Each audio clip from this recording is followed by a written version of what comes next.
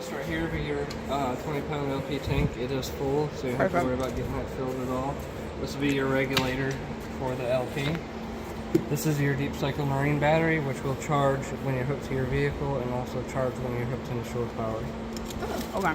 So it does, like if I don't have to hook up to shore power at the time, that will run it for a little bit? Yeah. Okay. The only thing it won't run is your normal outlets and your AC, and I think your heater, because those are your normal 110.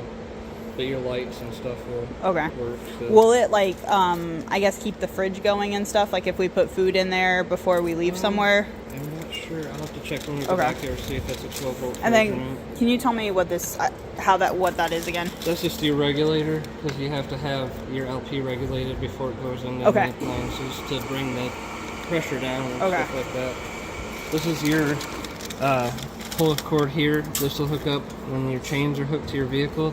If it decides to come off, it'll pull this out and put the brakes on in the trailer so it's not rolling all over the road. Oh, okay. That's if good. it was to come off your vehicle. How is that big, RG? Hold on, Anna. Let's do this. This is that storage unit. You are pre-wired to have solar. Oh, okay. So if you were to put a solar, you got plug-ins on the roof for a solar panel, and that's where your controller would go, is right there. Okay. This right here will just run your back stabilizer jacks up and down. Or you can choose to put a 3/4 inch socket on a drill and run it up and down. It's a lot easier that way. This is your fresh water tank fill. So if you're at a site that doesn't provide water, you'd fill this before you go. Or they usually have a station you can do it. And you just stick a hose in it and So you don't put gas in it? No, this doesn't do gas. This is water so that we can use the sink. But if we use gas in it, we that have to see. Yes, but you don't put gas in it because our car is pulling this. It's not a motor. Then right here is city water. So if you were to go to one that has your supplies water, you just put it in there, turn it on, and you're already good to go. The hose for it? Yep, that's an outside spray. You just connect it in there. It's just like a quick disconnect. But yeah, you just put that in there. I'm not gonna hook it up because you're already winterized, so don't want to put any of that out. And the summer I can still keep with the hose. And then down here, you have two valves right there. The blue one will be your main water system, like your lines. You would open to drain your lines. Okay. The white one is to drain your fresh water tank. Okay. So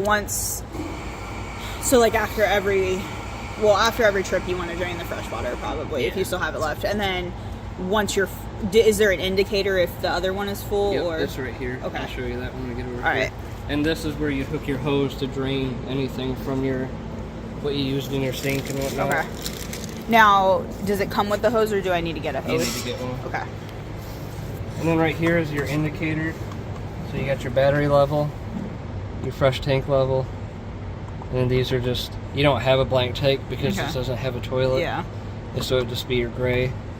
And then your water pump if you filled your water tank up and need to use it that way. Okay. That's your power there. If you do decide to winterize it yourself, which this would be really easy because you just got this to do and your outside ports I showed you. Okay. But this right here will go into your antifreeze jug. And you just make sure this valve, so right now the valve is pointing to this hose. That valve there. It's pointing, so you could use this hose if you wanted to. But once you're done winterizing, you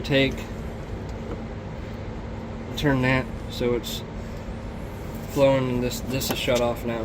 So then you can use your water. Sorry, this is my first camper, so winterizing, we just put antifreeze in it. That pink yeah, I know antifreeze. what, yeah, okay. So we just put it in there, and then, I'm sorry, I can't really see that valve here. This valve right here. Yep. Okay. And then when we want to, so when we decide to use it next, after winter, I guess when do you stop winter? When can you not, I'm trying to phrase this so I don't sound stupid. When it's not winter anymore and I guess freezing, what do you do to get antifreeze and stuff out or whatnot? All you would do is just hook up to your water, either fill your tank or just hook up to your hose and just run everything until regular regular water water comes out. Okay. And you're all set. Okay. And this just tucks in there. This being just this and those 1 gallon antifreeze will do just fine. If it even uses a whole gallon. Okay. I'll just put this back up before you guys take off. So if there's outlets open, are we allowed to leave the dogs in there all by themselves? Yeah. So if they tear it up, it'll be perfectly fine. No, they can't tear it up.